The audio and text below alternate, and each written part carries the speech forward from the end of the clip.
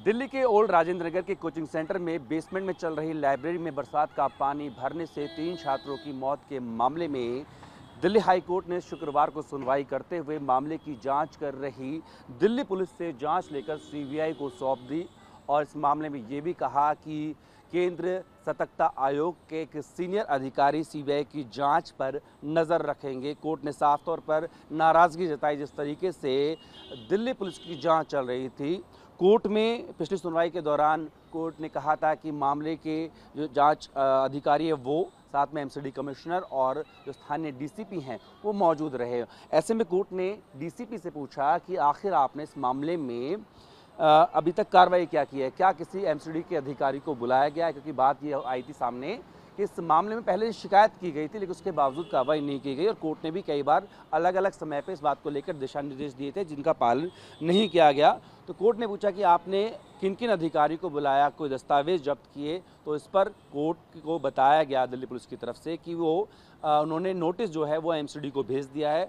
तो जिस जो सुस्त रफ्तार से चल रही थी दिल्ली पुलिस की जांच, उसको लेकर के कोर्ट ने नाराजगी जताई और कहा कि आप एक राह चलते एसयूवी ड्राइवर को गिरफ्तार कर लेते हैं, लेकिन इस मामले में जो साफ तौर पर दिख रहा है इसकी जिम्मेदारी थी वहाँ डिसल्टिंग करना एमसीडी, उसके अधिकारियों से ना तो आपने पूछताछ करी, अभी तक ना उनकी गिरफ्तारी की गई। तो इसको लेकर कोर्ट ने नाराज़गी जाहिर की और साफ तौर पे कहा कि लोगों का जांच एजेंसियों पे भरोसा बना रहना बेहद ज़रूरी है, क्योंकि इस मामले में सरकारी अधिकारी जो हैं वो शामिल हो सकते हैं तो उनको बचाने की कोशिश हो सकती है। तो ऐसे में बेहद ज़रूरी है कि जांच सीबीआई यानी कि जांच एजेंसी सीबीआई को सौंप दी गई। दूसरा, कोर्ट ने इस बात पर भी जो मौजूदा सरकार है दिल्ली की उसकी लताड़ लगाई और कहा कि आपकी जो योजनाएं हैं, फ्री बांटने का कल्चर है, उसकी वजह से दिल्ली की आबादी तो बढ़ रही है, 3 करोड़ से ऊपर पहुंच गई है, लेकिन उस हिसाब से जो आधारभूत या भौतिक ढांचा है उसको उस हिसाब से डेवलप नहीं किया गया। दिल्ली में जो मौजूदा सिस्टम है वो 75 साल पुराना है। ऐसे में उसे रिवैम्प करने की, पुनर्जीवित करने की, उस पर पुनर्विचार करने की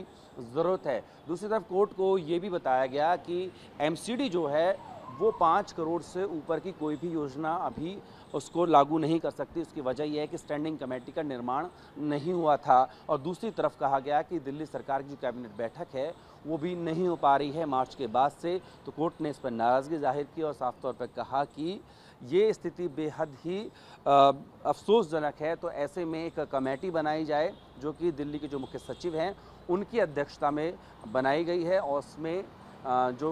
डीडी है उसके वाइस चेयरमैन, साथ ही साथ एमसीडी के कमिश्नर, दिल्ली पुलिस कमिश्नर, इनको शामिल किया गया है और इनको इस जिम्मेदारी दी है कि वो दिल्ली का जो बुनियादी ढांचा है जिसको बदलने की या रिवैम्प करने की ज़रूरत है उस पर विचार करे, उसका आकलन करे और आने वाले 8 हफ्तों में यानी कि 8 हफ्ते के अंदर अंदर इस मामले में अपनी रिपोर्ट कोर्ट के सामने सौंपे, ताकि कोर्ट जो है आगे के इस मामले में जो एक्शन है वो ले सके। फिलहाल इस मामले की जांच जो है वो दिल्ली पुलिस से लेकर सीबीआई को सौंप दी गई। साथ ही साथ इस मामले में कमेटी भी कोर्ट की तरफ से बना दी गई है। वीडियो वीरेंद्र मौर्य के साथ जितेंद्र भाटी में बातोश, दिल्ली।